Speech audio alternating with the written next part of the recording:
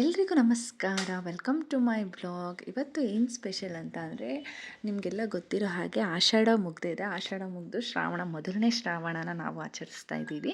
So ಮೊದಲನೇ ಶ್ರಾವಣಕ್ಕೆ ದೇವರಿಗೆ ಏನಾದರೂ ಒಂದು ನೈವೇದ್ಯ ಮಾಡಬೇಕು ಅಂದ್ಬಿಟ್ಟು ಸಬ್ಬಕ್ಕಿ ಪಾಯಸನ ಮಾಡ್ಕೊಳ್ತಾ ಇದ್ದೀನಿ. ಮೊದಲಿಗೆ ನಾನು ಸಬ್ಬಕ್ಕಿನ ಅರ್ಧ ಅಥವಾ ಮುಕ್ಕಾಲು ಗಂಟೆ ನೆನೆಸಿಟ್ಕೊಂಡಿದ್ದೀನಿ. ನೆನೆಸಿಟ್ಕೊಂಡಾದ್ಮೇಲೆ ಬೇಯಿಸ್ಕೊಳ್ಳೋದಕ್ಕೆ ಬಿಸಿನೀರಿಗೆ ಹಾಕ್ಕೊಂಡು ನಾನು ಬೇಯಿಸ್ಕೊತಾ ಇದ್ದೀನಿ. ತಣ್ಣೀರಿರೋವಾಗಲೇ ಹಾಕ್ಕೋಬೇಡಿ. ಸೊ ಬಿಸಿನೀರು ಬೆಚ್ಚಗೆ ಆದಮೇಲೆ ಆ ಸಬ್ಬಕ್ಕಿನ ಹಾಕ್ಕೊಂಡು ಬೇಯಿಸ್ಕೊಳ್ಳಿ. ಸಬ್ಬಕ್ಕಿ ಬೆನಿಫಿಟ್ಸ್ ಏನಂತ ಅಂದರೆ, ಎದೆ ನೋವಿರೋರು ತಿನ್ಬೋದು, ಒಳ್ಳೆಯದು. ಮತ್ತು ಹೀಟ್ ಇರೋರು ಕೂಡ ತಂಪು ಅಂತಾರೆ. ಸಬ್ಬಕ್ಕಿನ ತಿಂದರೆ ಒಳ್ಳೆಯದು. ಮಾಡ್ಕೊಂಡು ಫ್ರೀ ಟೈಮಲ್ಲೂ ತಿನ್ಬೋದು. ನಾನು ಬೇಯಿಸ್ಕೊಳ್ಳೋ ಅಷ್ಟೊತ್ತಿಗೆ ಇಲ್ಲಿ ಒಂದು ಕಡೆ 1 ಟೇಬಲ್ ಸ್ಪೂನ್ ತುಪ್ಪಕ್ಕೆ ಗೋಡಂಬಿ, ದ್ರಾಕ್ಷಿ, ಬಾದಾಮಿನ ನಾನು ಚಿಕ್ಕದಾಗಿ ಕಟ್ ಮಾಡಿಟ್ಕೊಂಡು ರೋಸ್ಟ್ ಮಾಡ್ಕೊಳ್ತಾ ಇದ್ದೀನಿ.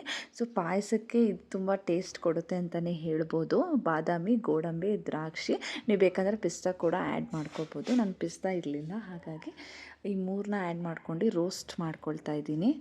ರೋಸ್ಟ್ ಮಾಡ್ಕೊಂಡು ಅದನ್ನು ಸೈಡಿಗೆ ಇಟ್ಕೊಂಡು ಒಂದು ಪಾತ್ರೆಗೆ ಹಾಲನ್ನು ಕೂಡ ನಾನು ಇಲ್ಲೇ ಕಾಯಿಸ್ಕೊತಾ ಇದ್ದೀನಿ.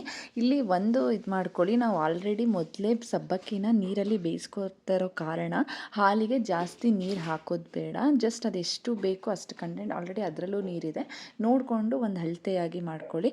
ಆಮೇಲೆ ನೋಡಿ, ಸಬ್ಬಕ್ಕಿ ಬೇಯಿಸ್ಕೊಂಡಾದ್ಮೇಲೆ ಈ ಥರ ಬರುತ್ತೆ, ಜೆಲ್ಲಿ ಜೆಲ್ಲಿ ಟೈಪ್ ಬರುತ್ತೆ. ಹಿಂಗೆ ಬಂದಿದೆ, ಟ್ರಾನ್ಸ್ಪರೆಂಟ್ ಆಗಿದೆ ಅಂದರೆ ಸಬ್ಬಕ್ಕಿ ಬೆಂದಿದೆ ಅಂತ ಅರ್ಥ.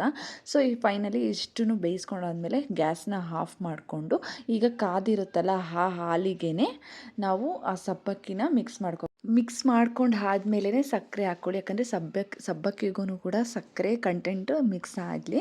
ಹಾಗಾಗಿ ನಾನು ಫಸ್ಟು ಕಾದಿರೋ ಹಾಲಿಗೆ ಸಬ್ಬಕ್ಕಿ ಹಾಕ್ಕೋತೀವಿ. ನಾವು ಮಾಮೂಲಿ ರೆಗ್ಯುಲರ್ ಶಾವಿಗೆಗೆ ಹೇಗೆ ಹಾಕ್ತೀವಿ, ಸಕ್ಕರೆ ಮಿಕ್ಸಪ್ ಆದಮೇಲೆ ಶಾವಿಗೆ ಹಾಕ್ತೀವಿ.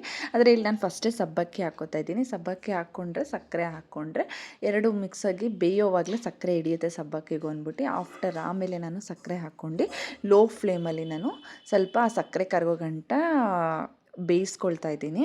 ಆಲ್ರೆಡಿ ಬೇಯಿಸ್ಬಿಟ್ಟಿರ್ತೀವಲ್ವ, ಹಾಗಾಗಿ ಜಾಸ್ತಿ ಹೊತ್ತು ಬೇಯಿಸೋದೇನು ಬೇಡ. ಸ್ವಲ್ಪ ಒಂದು 5 ಮಿನಿಟ್ಸ್ ಬೇಯಿಸಾದ್ಮೇಲೆ ಲಾಸ್ಟಿಗೆ ನಾವು ರೋಸ್ಟ್ ಮಾಡಿ ಇಟ್ಕೊಂಡಿರ್ತೀವಲ್ಲ ಅದನ್ನು ಹಾಕ್ಕೊಂಡು ಏಲಕ್ಕಿ 2 ಏಲಕ್ಕಿ ತೊಗೊಂಡು ನಾನು ಹಾಕ್ಕೊಂಡಿದ್ದೀನಿ. ನೋಡಿ, ಏಲಕ್ಕಿನೂ ಕೂಡ ಜಾಸ್ತಿ ಹಾಕ್ಕೊಂಡ್ರೆ ಚೆನ್ನಾಗಿ ಅನಿಸಲ್ಲ, ನಮಗೆ ಜಾಸ್ತಿ ಇಷ್ಟ ಆಗಲ್ಲ ಏಲಕ್ಕಿ. ಹಾಗಾಗಿ 2 ನಾನು ತೊಗೊಂಡು ಪುಡಿ ಹಾಕ್ಕೊಂಡು ಮಿಕ್ಸ್ ಮಾಡ್ಕೊತಾ ಇದ್ದೀನಿ. ಟೇಸ್ಟ್ ಮಾತ್ರ ತುಂಬ ಚೆನ್ನಾಗಿ ಬರುತ್ತೆ. ಸಿಂಪಲ್ ಆ್ಯಂಡ್ ಕ್ವಿಕ್ಕಾಗಿ ಮಾಡ್ಕೋಬೋದು. ನಿಮಗೆ ಸಕ್ಕರೆ ಬದಲು ಕಂಡೆಂಡ್ ಮಿಲ್ಕ್ ಕೂಡ ಹಾಕ್ಕೋಬೋದು. ನಾನು ಸಕ್ಕರೆ ಹಾಕ್ಕೊಂಡಿದ್ದೀನಿ. ಲಾಸ್ಟಿಗೆ ಫೈನಲಾಗಿ ಬಾದಾಮ್ ಟೇಸ್ಟ್ ಕೊಡಲಿ ಅಂತ ಬಾದಾಮ್ ಪೌಡ್ರು ಕೂಡ ಹಾಕ್ಕೊಳ್ತಾ ಇದ್ದೀನಿ. ಬಾದಾಮ್ ಪೌಡ್ರ್ ಹಾಕಿದ್ಮೇಲೆ ಜಾಸ್ತಿ ಬೇಯಿಸೋ ಅವಶ್ಯಕತೆ ಇಲ್ಲ. ಹಾಕಿ ಒಂದು 5 ಮಿನಿಟ್ಸ್ ಅಥವಾ 2 ಮಿನಿಟ್ಸ್ನ ಈ ಥರ ಬೇಯಿಸ್ಕೊಂಡು ಪ್ಲೇಟ್ ಮುಚ್ಚಿ ಗ್ಯಾಸ್ ಆಫ್ ಮಾಡಿಬಿಡಬೇಕು. ಅದು ಸಬ್ಬಕ್ಕಿ ನೆಂದಷ್ಟು ರುಚಿ ಅಂತ ಹೇಳ್ತಾರೆ. ಹಾಲಲ್ಲಿ ಎಷ್ಟು ನೆನೆಯುತ್ತೋ ಅಷ್ಟು ರುಚಿ ಕೊಡುತ್ತೆ. ನೋಡಿ ಯಾವ ಥರ ಬಂತು ಅಂತ, ತುಂಬ ಟೇಸ್ಟಾಗಿ ಬರುತ್ತೆ. ಮನೇಲೇ ಕ್ವಿಕ್ಕಾಗಿ ಟೇಸ್ಟಾಗಿ ಮಾಡೋವಂಥ ಸಬ್ಬಕ್ಕಿ ಪಾಯಸನ ಹೇಳ್ಕೊಟ್ಟಿದ್ದೀನಿ. ಇದನ್ನು ನೀವು ಫ್ರಿಜ್ಜಲ್ಲಿ ಕೂಡ ಹೋಲ್ಡ್ ಮಾಡಿ ಇಟ್ಕೊಂಡು ತಿಂದರೆ ಸೇಮ್ ಖೀರ್ ಥರ ಟೈಪೇ ಬರುತ್ತೆ. ನಿಮಗೆ ಬೇಡ ಅಂತ ಅಂದರೆ ಹಾಗೆ ಬಿಸಿ ಮಾಡ್ಕೊಂಡು ಕೂಡ ತಿನ್ಬೋದು. ನೋಡಿ, ಈ ಥರ ಇಷ್ಟು ಕಂಡೆಂಟಾಗಿ ಮಾಡ್ಕೊಂಡು, ನಮ್ಮಲ್ಲಿ ಹಾಲು ಜಾಸ್ತಿ ಇಷ್ಟಪಡ್ತಾರೆ, ಜಾಸ್ತಿ ಹಾಲಿಲ್ಲ ಅಂದ್ರೂ ಇಷ್ಟಪಡಲ್ಲ ಅಂತ ಅಲ್ಲಿ ನೋಡಿ ಇಷ್ಟು ಹಾಲನ್ನ ಕಂಟೆಂಟ್ ಇಟ್ಕೊಂಡು ಮಾಡ್ಕೊಂಡಿದ್ದೀನಿ. ಒಂದು ಸಲ ಟ್ರೈ ಮಾಡಿ. ಸೊ ನೈವೇದ್ಯಕ್ಕೆ ರೆಡಿ ಮಾಡ್ಕೊಂಡಿರೋದ್ರಿಂದ ನೈವೇದ್ಯಕ್ಕೆ ನಾನು ಸರ್ವ್ ಮಾಡ್ಕೊಂಡು ನೋಡಿ ಈ ಥರ ಬಂದಿದೆ ಫೈನಲ್ ಲುಕ್ಕು. ತುಂಬ ಚೆನ್ನಾಗಿ ಬಂದಿತ್ತು. ಟೇಸ್ಟ್ ಮಾತ್ರ ಒನ್ಸ್ ಟ್ರೈ ಮಾಡಿ ನೀವೇ ಹೇಳ್ತೀರಾ, ಮತ್ತು ಕಮೆಂಟ್ ಮಾಡಿ ಹೇಗಿತ್ತು ಟೇಸ್ಟ್ ಅಂತ. ಪಾಯಸ ಮಾತ್ರ ತುಂಬ ಚೆನ್ನಾಗಾಗಿತ್ತು. ಎಲ್ಲರೂ ತುಂಬ ಚೆನ್ನಾಗಿದೆ ಅಂತ ಹೇಳಿದ್ರು ಮನೇಲಿ.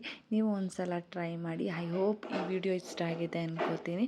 ಜಸ್ಟ್ ವ್ಯೂಸ್ ಬರ್ತಿದೆ, ಮಾತ್ರ ಸಬ್ಸ್ಕ್ರೈಬ್ ಮಾತ್ರ ಆಗ್ತಿಲ್ಲ. ದಯವಿಟ್ಟು ಸಬ್ಸ್ಕ್ರೈಬ್ ಮಾಡಿ ನಮ್ಮನ್ನು ಕೂಡ ಬೆಳೆಸಿ. Thank you all.